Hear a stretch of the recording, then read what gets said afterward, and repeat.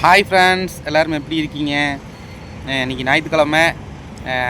எனக்கு ஒரே டென்ஷன். எல்லோரும் ஜாலியாக இருப்பீங்க. எனக்கு ஒரு டென்ஷன். என்னடா வீடு வேறு காலி பண்ணணும்னு சொல்லிட்டு, அதை விட எனக்கு வேறு என்ன டிப்ரெஷன்னா, இந்த ஒரு மாதமாக இந்த மாலை போட்டது ஆரம்பிச்சிலேருந்து சரி, இந்த குடிக்காமல் இருக்கிறக்கு மருந்து வாங்கி கொடுத்துட்டுருக்குறேன்ல, அந்த வாங்கி கொடுக்க ஆரம்பித்ததுலேருந்து எனக்கு ஃபோன் மேலே ஃபோனு, என்னால் சரியான வீடியோ மேலே கவனம் செலுத்த முடியல. என்னால் வீடியோ போட முடியல. உங்களுக்கே தெரியும் எத்தனை வீடியோ ஒரு நாளைக்கு ரிலீஸ் பண்ணிகிட்ருப்பேன். இப்போ வந்துட்டு வீடியோவே அதிகமாக நான் போடுறதே விட்டுட்டு, ஏன்னா டைமே கிடைக்க மாட்டேங்குது.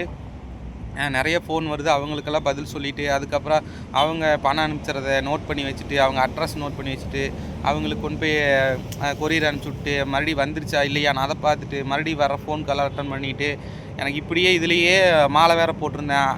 அந்த இதில் இப்படியே வேலைகள் அதிகமாக போனதுனால என்னால் வந்து யூடியூப்லேயும் சரி, ஃபேஸ்புக்லேயும் சரி அதிகமாக வீடியோவே என்னால் இந்த மாதம் போடாவே எனக்கு சுத்தமாக வந்து வருமானமே குறைஞ்சிருச்சு.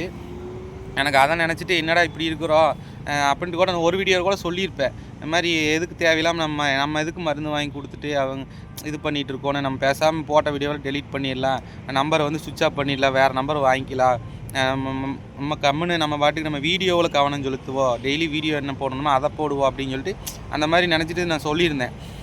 இப்போ வந்து டென்ஷனில் வந்து சரி டீ சாப்பிட்டு வரலாம், டீ கடைக்கு வந்தேன். இன்னைக்கு காலையிலேருந்துமே எனக்கு வாட்ஸ்அப்பில் மெசேஜ் வந்துட்டே இருந்துச்சு, ஃபோன் வந்துட்டே இருந்துச்சு, எதையுமே எடுக்கலை. சரியா சரி குவான்ட்டு திடீர்னு சரி ஒரு வாட்ஸ்அப்பில் திடீர்னு மெசேஜ் வந்துச்சு, சரி பார்க்கலாம் அப்படின்ட்டு பார்த்தோன்னே அந்த மெசேஜ் வாய்ஸ் ரெக்கார்டை நான் போடுறேன் பாருங்கள், கேட்டு வாங்க நீங்கள். ப்ரோ, மருந்து சூப்பராக வேலை செய்யுது ப்ரோ. இப்போ குடிச்சு 25 நாள் ஆச்சு, நல்லா இருக்கிறேன், சிறப்பாக இருக்குது. மருந்து வாங்கி கொடுத்ததுக்கு மிக்க நன்றி. அடாடா, கேட்கவே ரொம்ப சந்தோஷமாக இருக்குது ப்ரோ. ரொம்ப நன்றி. இப்படியே இருங்க, ரொம்ப நல்லா இருப்பீங்க வாழ்க்கையில். இப்போ கேட்டிருப்பீங்க, எனக்கு அதில் ஒரு சந்தோஷம், எனக்கு பரவாயில்லையே அப்படின்னு. இந்த மாதிரி நிறைய பேர் அனுப்பிச்சிடுறாங்க. இன்னொரு பாப்பா கூட அன்றைக்கே அனுப்பிச்சிருந்தது. நான் அதுலேயும் ஒரு அந்த ரெக்கார்டையும் நான் உங்களுக்கு காட்டுறேன், அதையும் கேளுங்க. அண்ணா, இந்த 15 டேஸ் முடிஞ்சிச்சுண்ணா. இன்னொரு பேக்கெட் மட்டும் இருக்கு.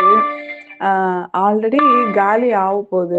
ஆனாலும் நீங்கள் சபரிமலைக்கு போயிட்டு வந்தீங்கல்லண்ணா, அந்த டைமில் பாதி பேக்கெட் தானே கொடுத்தேன், நீங்கள் இல்லைல்ல. அதனால் எப்படியோ வெற்றிகரமாக ஒரு 15 நாள் முடிச்சுட்டேண்ணா.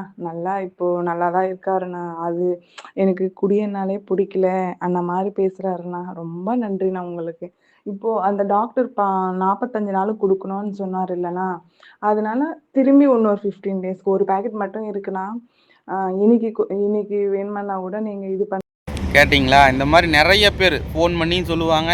இது மாதிரி வாய்ஸ் ரெக்கார்டு நிறைய பேர் வாட்ஸ்அப்பில் அனுப்பிச்சிருக்கிறாங்க. எனக்கு டக்குன்னு வந்து தொலாவி எடுக்க முடியல. சரி, இந்த 2 பேர் தான். இது ஒன்று அந்த பாப்பா அனுப்பிச்சு நான் முதலே வந்து ஷேர் பண்ணி வச்சுருந்தேன். சரி, இது யாராவது கேட்டாங்கன்னா வந்து அவங்களுக்கு இது போட்டு காட்டலாம் அப்படின்ட்டு. பார்த்தீங்களா, இந்த மாதிரிலாம் சொல்லும்போது இப்போது ஒரு ஃபோன் வந்துச்சு. உண்மையிலே சத்தியமாக சாமி சத்தியமாக சொல்கிறேன், ஒரு அம்மா ஃபோன் பண்ணாங்க. 30 நாள் கொடுத்துட்ட சாமி, இன்னும் 45 நாளைக்கு மருந்து வேணும்னு சொல்லி வாங்கினாங்க, கேட்டாங்க. சரி இது பண்ணி நான் அனுப்பிச்சி விட்றேம்மா அப்படின்னு சொல்லியிருந்தேன்.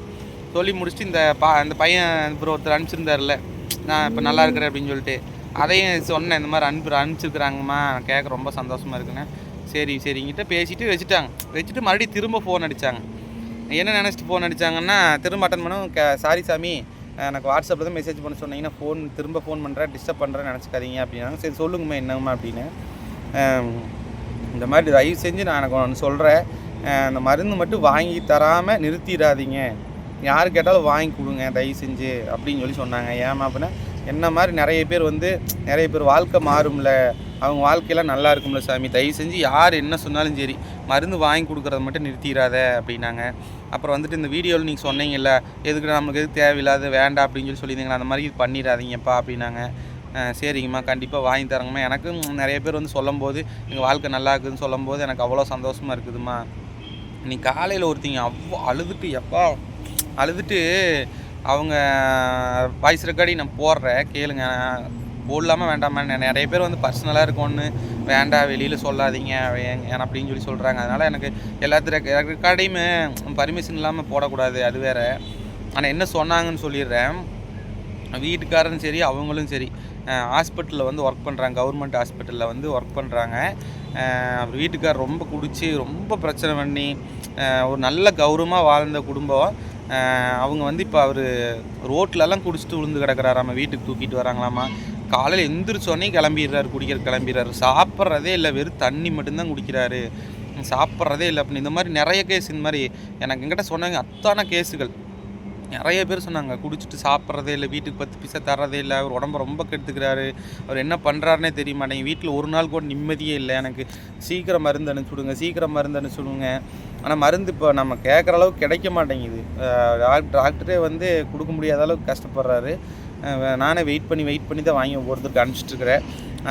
அவங்களுக்கு வந்து நான் அனுப்பிச்சிட்டேன். 24ஆந்தேதி இப்போ சொன்னாங்களே இந்த மாதிரி டாக்டர் ஒர்க் பண்ணுறாங்க, வீட்டுக்காரர் இப்படி குடிச்சிட்டு கீழே விழுந்துருக்கா, ரொம்ப சிரமம், சீக்கிரம் அனுப்பிச்சுடுங்கன்னு அவங்களுக்கு 24ஆந்தேதி அனுப்பிச்சிட்டு இன்றைக்கி 28ஆந்தேதி இன்னும் போய் சேரல.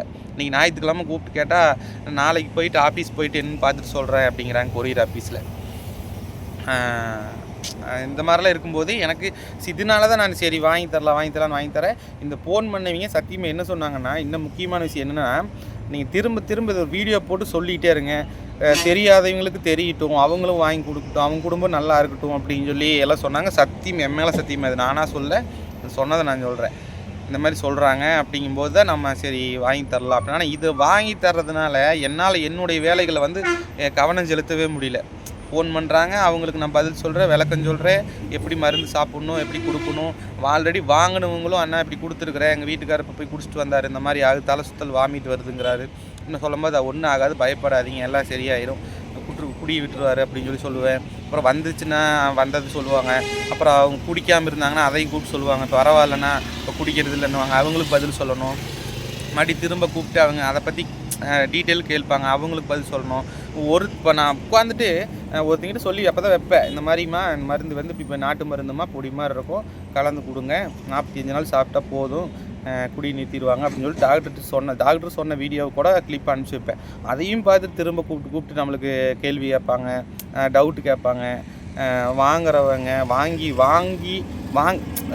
கூப்பிட்றவங்க, வாங்கி யூஸ் பண்ணவங்க கூப்பிட்டு சொல்கிற ஃபீட்பேக்கு, அதை பற்றி தெரிஞ்சுக்கணும் அப்படின்னு கூப்பிட்றவங்க. இப்போ என் வீடியோ பார்த்துட்டு நிறைய பேர் என்னுடைய ஃபோன் நம்பர் மட்டும் எல்லாத்துக்குமே நிறைய பேர் கொடுத்துருக்குறாங்க. இந்த மாதிரி இலாகாய் சேனலு இவர் வந்து மருந்து குடிக்காமல் வாங்கி கொடுத்துட்டுருக்கிறாரு, இவர் கூப்பிட்டு ஃபோன் பண்ணி கேளுங்கன்னு சொல்லி நம்பர் கொடுத்துட்றாங்க.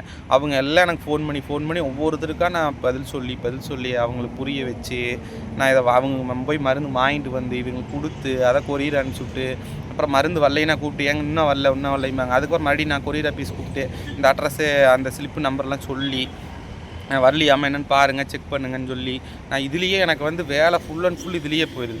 என்னுடைய பர்சனல் வேலையை கூட பார்த்துக்கலான்னு வைங்க. நான் யூடியூப்பு, ஃபேஸ்புக்கெல்லாம் வந்து என்னால் வந்து மெயின்டைன் பண்ண முடியல. வீடியோ எடுத்து எடிட்டிங் பண்ணி அப்லோட் பண்ணி அதில் எப்படி வியூஸ் போகலை, கமெண்ட்ஸ் அதில் வரும், அதெல்லாம் பார்க்கணும். ஏன் வியூஸ் டவுன் ஆகுது, நம்ம இன்னும் எப்படியெல்லாம் கண்டென்ட் போடலாம் அப்படின்னு அதை பற்றி என்னால் யோசிக்க முடியல. இந்த வேலையாகவே ஓடிட்டுருக்கிறேன்.